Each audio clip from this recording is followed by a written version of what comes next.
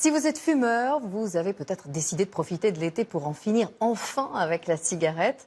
Parmi les plus accros d'entre vous, un quart a déjà tenté d'arrêter pendant une semaine, en vain. Alors pourquoi ne pas essayer les méthodes douces, comme l'hypnose? Carole Vénua et Vincent Piron ont tenté de décrocher. Certains s'en remettent à l'hypnose. Rien qu'à l'idée de sentir une odeur de fumée de tabac, vous sentez la nausée, l'envie de vomir qui monte de plus en plus. D'autres choisissent la réflexologie. Je cherche le bon point avant de positionner le laser. Ou encore l'auriculothérapie. Inspirez. 3 techniques différentes, mais un seul et même objectif pour ces patients: en finir avec la cigarette. Xavier, 55 ans, est un gros fumeur. Après plusieurs tentatives infructueuses, il a rendez-vous avec un hypnothérapeute. Je vous laisse vous asseoir ici, s'il vous plaît. Évaluer la motivation de Xavier. Prêt à devenir non-fumeur aujourd'hui? Bien sûr. Lui demander quels bénéfices il en attend dans son quotidien. Après une série de questions, l'hypnotiseur entre en action. Cette émotion, tout lâche à l'intérieur de vous, tout lâche de plus en plus, de plus en plus. Oui, c'est très très bien, lâcher, relâcher.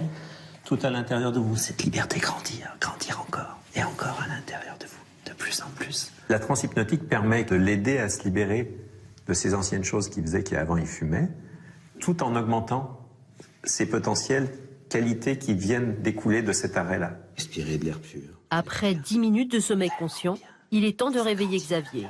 C'est un voyage vers la liberté.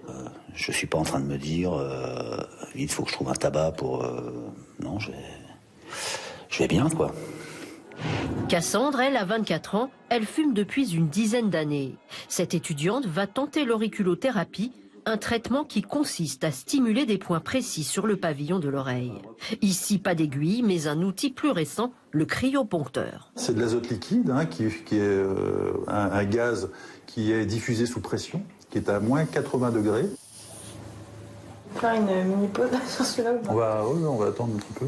Ces douleurs passagères agissent sur le système nerveux central, donc sur le cerveau.